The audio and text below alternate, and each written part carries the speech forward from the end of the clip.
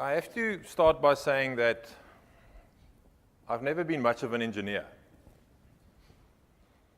I am in absolute awe when I look at bridges and structures, but my passion for building bridges waned when the size of the Meccano nuts and bolts became a problem with my level of patience and the ability to execute that. I'm also very excited about motor cars and engines, but I'm not a good part of the discussion because I can't recall, I'm not good at remembering the power output of motor cars and comparing them. And the closest I got to ever inventing anything from a circuit point of view is probably breaking a few radios when I was at school. So if you think about the things that engineers do, engineers build things and they improve things and they invent things. On that basis, I'm not much of an engineer. But in the context of what I want to discuss today, there's something fundamentally wrong with that assumption. Because if I look at this differently, I'm very proud to be a really good engineer.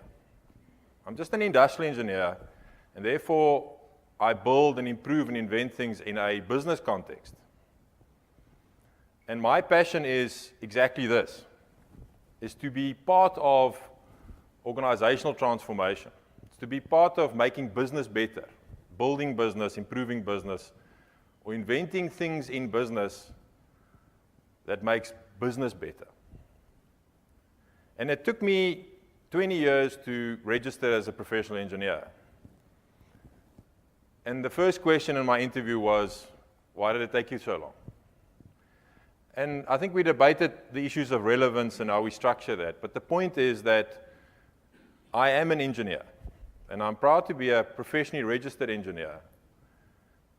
And my big passion is to make sure that other engineers that are business engineers and industrial engineers understand to what extent they can be a catalyst for organizational transformation. Because organizational transformation is more than just tinkering.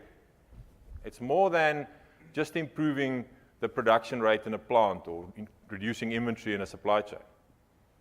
Organizational transformation is like building a supercar. It's like building the best bridge in the world. It's thinking outside the box of the role we can play in the world we pick to play in. And in my case, my passion is supply chain management, which is the operational side of organizations. But the message really is we can change things beyond only the bits that we were trained to be involved in, because we can actually drive, we can be the catalyst. Now what I'm going to do today is probably a few tongue-in-the-cheek things. I was also linking this to catalysis, which is chemistry. I wanted to quote out of one of my Chemistry 1 books, but I probably sold it at the end of my first year. Like most people, assuming that you will never, ever, ever use chemistry again. But it is actually quite interesting to look at catalysis and a catalyst and what it is in chemistry terms. And I'm just going to show you that quickly, and I think how it applies to what we do. So let's start. I think transformation, in South Africa we've got this challenge that we've got a dual definition of transformation. For me, transformation is about change, it's about improvement, and that definition works for me. It says that it is a process of profound and radical change. So it's not just doing something slightly different. So transformation in South Africa also have a definition around the change of society. So the imperatives around transforming our society to be more representative. So if you thought this is what we're talking about, you didn't read the praise. So transformation is this profound radical change to do things differently, and then specifically in terms of effectiveness, it's about the objective that we want to achieve. Okay, so it is, or the problem that we want to solve. So it's not just about doing things right. It is absolutely about doing the right thing. So if that is the passion and the context of what we're trying to achieve, the full definition then is that transformation is not just turnaround. It's not just doing things slightly differently. And I put that up as the first point of reference because we need to understand that we should be and we can be part of profound change in organizations. And in many cases, we are our own worst enemies in that we don't believe that. We are the engineers. We are the operations people that don't believe that we can change the entire organization. So, as context, very important definition for transformation. Profound, radical change that orients the organization in a new direction at a different level of effectiveness. Then a catalyst. So what is a catalyst? We often talk about catalyst as a free word, but just the chemistry side is, it's interesting that a catalyst is that thing that affects the reaction. It isn't the reaction in chemistry terms. So it is the substance that increases the rate of a chemical reaction without itself undergoing any permanent chemical change. I think that's quite cool. If you can be part of something and you can cause something, but you don't necessarily are consumed by it. So you can remain true at what you are, but you can have an effect on things around you. Just as an analogy, what we can do and what we should be doing, I think that's quite nice. It has been, or it is accepted that that same word of catalyst is applied outside chemistry into a person that precipitates an event. So again, the context here is this is what a catalyst typically does. Now what I've got here is 10 characteristics of catalysis. And I want to apply them. Because I think if you have an analogy or a story, it does help us to understand, well, why does this work? So the first one is that a catalyst remains unchanged in mass. So it takes part in a reaction, but then it actually doesn't change that much. And I think that is so true of what we can, as industrial engineers, we can be part of change in an organization. We can affect the people around us. So the people that believe that only the quality of the product is important versus people that only believe in the short-term profitability of that product. We can influence them. We can help them react with each other because we believe in the trade-off between quality and price and the total best solution, the total system solution. And positioning ourselves in that place as the catalyst for change or the catalyst for transformation and making sure that people understand it. We're not becoming one of the participants in that reaction. We actually position ourselves very clearly that we will remain unchanged, not in an arrogant way. So not trying to say we always right and other people must adapt. But if our mindset in organizations is that we can influence without picking sides, I think it's actually quite a valuable point of departure for how we influence organizations. The second thing is that a small quantity actually can do a lot. In chemistry it applies, so it should apply in business. And it does apply in business because we have the ability to see the big picture. We have the ability to look at business as a system of various inputs and outputs, and we can be that catalyst that offers a perspective which is holistic. So we can say, well, we can see where these different things together apply differently could give the business a better solution. We can look outside the perspectives that people have held for a very long time. With a little bit of effort, actually make quite a big change. Third thing is important to remember. It applies in chemistry. So let's check whether it can apply in business. Is that catalysts actually don't initiate the reaction. It's interesting that catalysts are there to speed up or not speed up the reaction. We'll get to some of those. So is that the role we play? So to what extent do we only help the process or do we initiate the process? Now, I think for me the analogy is that we can be catalysts without necessarily starting the reaction. And that, I think, is a challenge for engineers, industrial engineers in business, that we want to start things and take them somewhere else. But that shouldn't be the only place that we make a difference. We should take other people's ideas in the business where a reaction has started and actively be the catalyst to speed up that reaction rather than to purely start new reactions.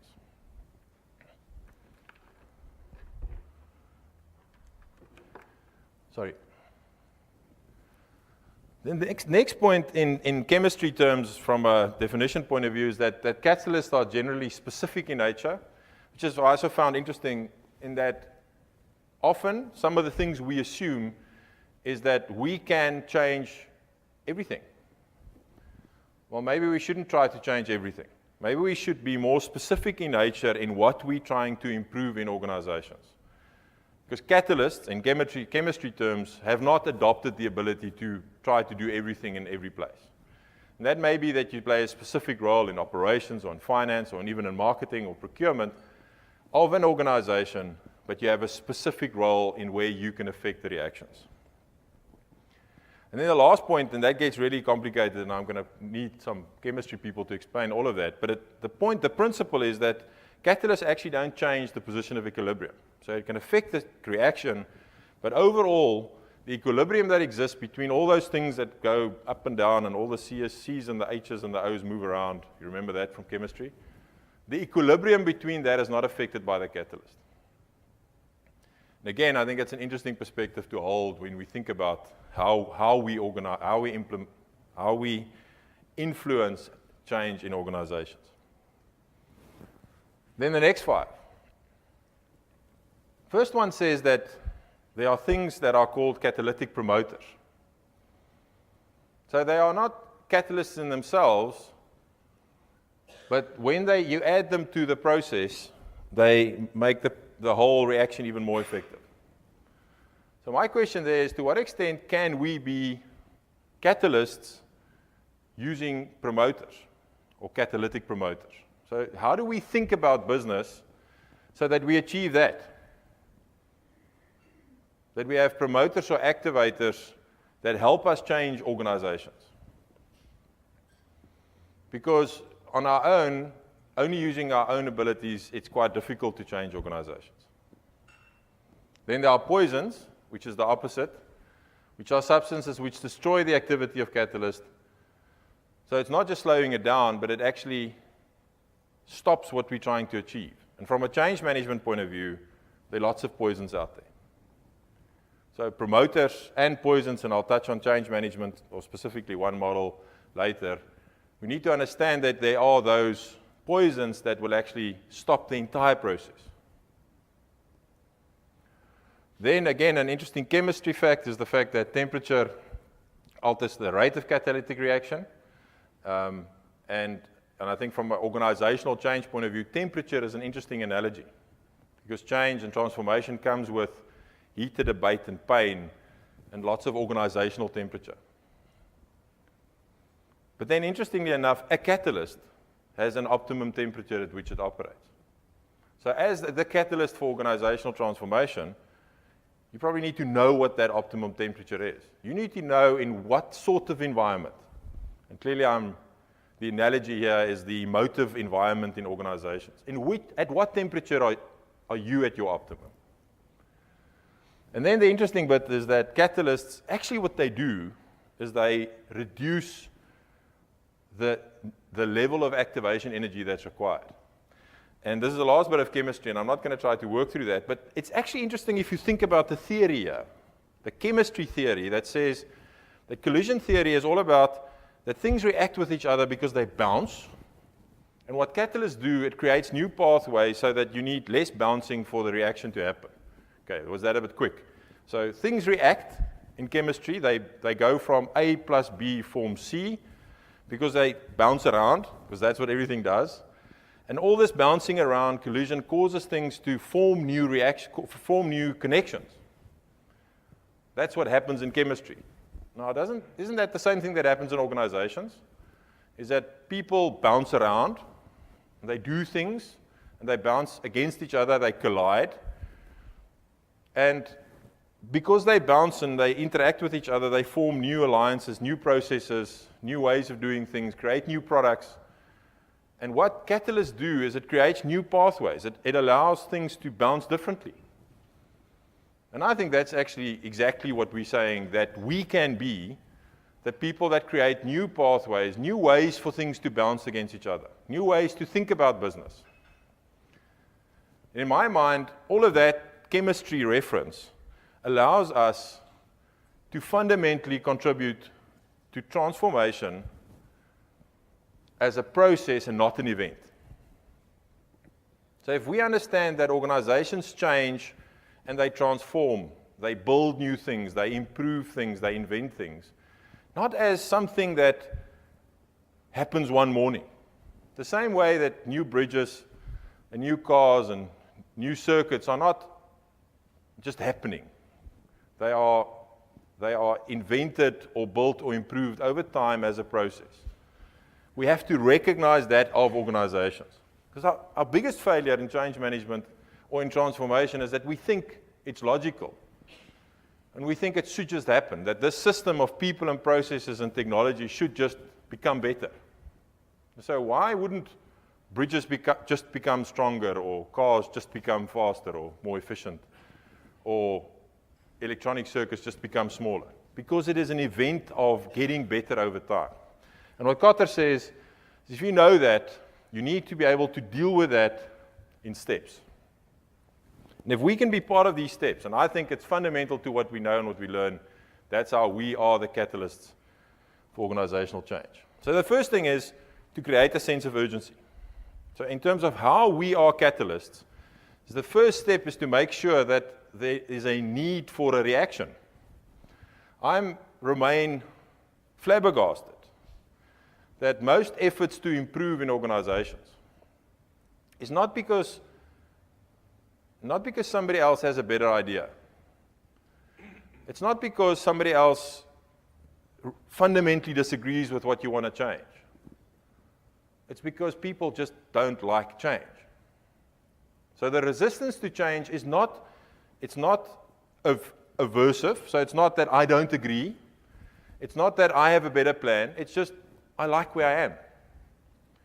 Now imagine if that applied to the other things that engineers do. If we were just happy with the fact that any technology, whether it's a motor car or a circuit or a bridge or a road, is okay as it is. We don't want to change it. So creating a sense of urgency is probably one of the things that engineers can do better than most other people. If that is step one of organizational transformation, so if that's step one of creating an environment where business improves as everything else improves, we should be really good at that. Now, sometimes being really good at that doesn't make you lots of friends. Certainly in my life, I've erred on the wrong end of that. So I change things just because I'm slightly bored, or try to change them. So I think that's also part of the challenge, is how are we this catalyst for organizational transformation, is we need to create the right sense of urgency for the right things. So step number one. The next one is to form a powerful coalition. This is what the change management experts say is step number two in transforming organizations. Don't go it alone. Now, doesn't that fit in beautifully with the catalyst? The catalyst in the chemical reaction doesn't rock up and say, here I am, let's change the world, let's do things differently. The role of a catalyst is to get other elements to react. Is to get a process or a chemical process to be performed quicker or slower or whatever makes sense at that point in time of what you want to achieve. So forming a powerful coalition is step number two, and it's something that we as industrial engineers in organizational transformation should be good at. If we can form the coalition and talk to other people about how we can achieve this improvement that we foresee. Communicating the vision. It's one of those really obvious things which people are really bad at. And I would challenge to what extent industrial engineers are really good or bad at that. Our challenge is, and certainly in my experience is, we assume that it has been communicated. We assume that because we've said it once, or we've sent the email, or we discussed it, that constitutes communication.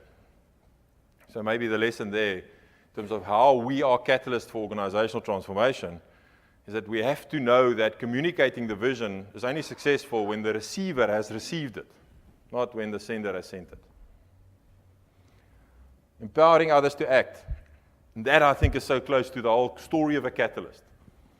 So this is not, organizational transformation is not about what we want to do. It's about how we get other people to change the organization. How do we get other people to do things differently because that's the right thing for the organization?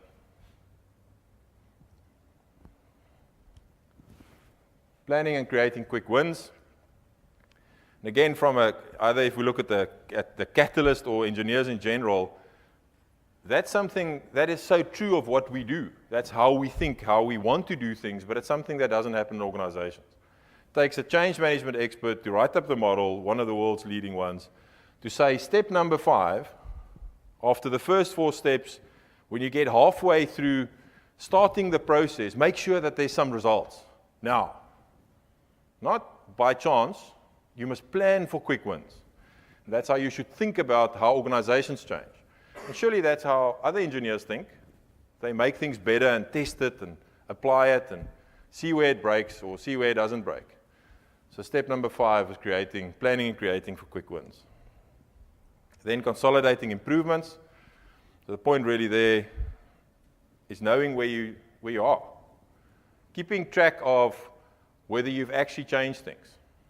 Whether you've made a difference in the organization in which you are a catalyst or just an engineer making a difference to make business better. And then, no guesses there that at some point there's a step that says, well, you have to start all over. And then the last point is about getting the organization to be differently, to operate differently, to apply the new approach, not because it is just something novel, but actually because it has transformed to that profound new place of effectiveness. So that's what Kotter says, what change management is about. And that's what I think we can be really good at if we recognize that we can be the catalyst for organizational transformation.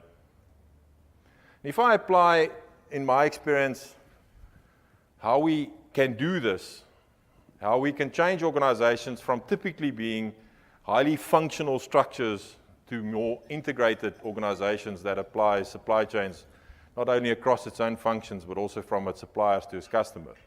That's the world in which I live. Challenging what we are and what we can be, and applying that sort of logic makes perfect sense to allow industrial engineers to be a catalyst for organizational transformation. My last slide is just recapping on the definition of an engineer, and obviously definitions, and a lot of academics here. It is interesting that it is people who design and build and maintain engines, machines, or structures, not businesses. Not yet in that definition. It's also people who control those engines. But maybe the definition should just be that the engine could also be an engine of business. I think the last one is a fantastic definition, which is that an engineer is a skillful contriver or originator of something. And therein lies, I think, the opportunity for us, and that is that we can be not only the builder and the innovator of bridges and machines and circuits, computers, but we can be exactly that for organizations. And we can be that skillful contriver of something that is business that is fundamentally different. And if we do that and we think about how catalysts in chemistry actually apply their role, I think that's the beauty of what we should be able to do and can do out there in organizations. Thank you very much.